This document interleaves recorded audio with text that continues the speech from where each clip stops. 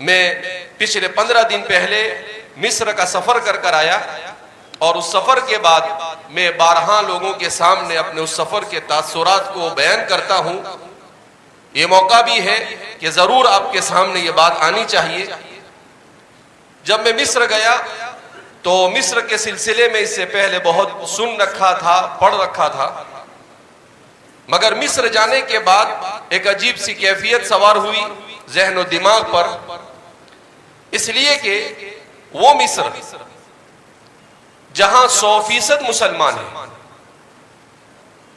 جہاں پر جامعہ ازہر جیسی عظیم یونیورسٹی ہے جو آج سے 1200 سال پہلے قائم کی گئی، اس مصر کی صورتحال یہ ہے کہ حکمران مسلمان، رعایا مسلمان، اس کے باوجود آپ کو اسلام وہاں پر نظر نہیں آئے گا۔ آپ کی آنکھیں اسلامیت کو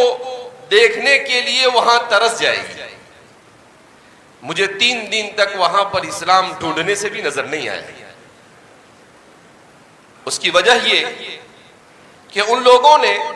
دینی تعلیم کی وہ اہمیت نہیں دی جو اہمیت ہمارے اکابرین نے اس ملک میں دی۔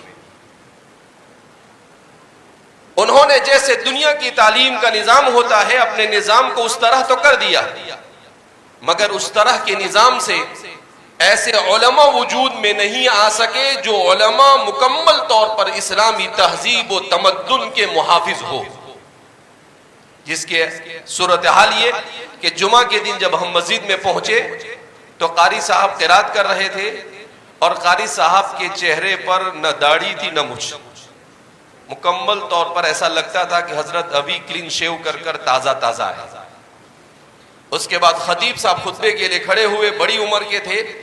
ان کے چہرے پر بھی بہت مشکل سے خشخشی داڑھی، بلکہ خوشی داڑھی تھی، اور جب امام صاحب آگے بڑھے ان کے چہرے پر بھی نہ داڑھی نہ مچھ، کچھ بھی نہیں، ان کا لباس بھی اسلامی نہیں۔ عورتوں میں بھی بہت برا حال، رات میں اگر آپ نکل جائے، ہم رات میں کسی کام سے نکلے تو نماز کے بعد فوراً مسجد بند ہو جاتی ہے، مسجد میں آپ بیٹھ بھی نہیں سکتے، پڑھ بھی نہیں سکتے، کچھ نہیں کر سکتے، اور آپ کو جگہ جگہ پر ناچنے اور گانے کی محفلیں نظر آئے گی۔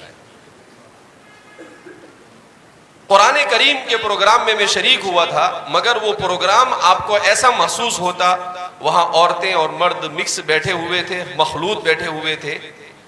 وہاں پر میوزک آسانی کے ساتھ وہاں کے تمام بڑے علماء کی موجودگی میں بجایا جا رہا تھا، عورتیں فل میک اپ میں قرآن کی اس مجلس کے اندر میں آ کر پرفارمنس کر رہی تھی، وہاں پر آ کر مظاہرہ کر رہی تھی، مگر کوئی کچھ بولنے والا نہیں۔ تو مجھے یاد آیا کہ اللہ رب العزت جزا خیر عطا فرمائے ہمارے علماء کو کہ اس ملک میں بھی اسلام کو اسی طریقے سے ختم کرنے کی کوشش کی گئی تھی، اور لارڈ میکالے نے کہا تھا 1833 میں کہ میں اسلام کو اس ملک سے 50 سال میں ایسے ختم کر دوں گا کہ کہیں پر اسلام کا نام و نشان نظر نہیں آئے گا۔ الحمدللہ 190 سال کے بعد اس ملک میں ہی نہیں، اس کے اطراف و اکناف میں ملا کر 70 کروڑ سے زیادہ مسلمان آج بھی موجود ہے، اور انگریز ڈھونڈنے سے نظر نہیں آتا ہے۔ جاء الحق وزهق الباطل ان الباطل كان زهوقا۔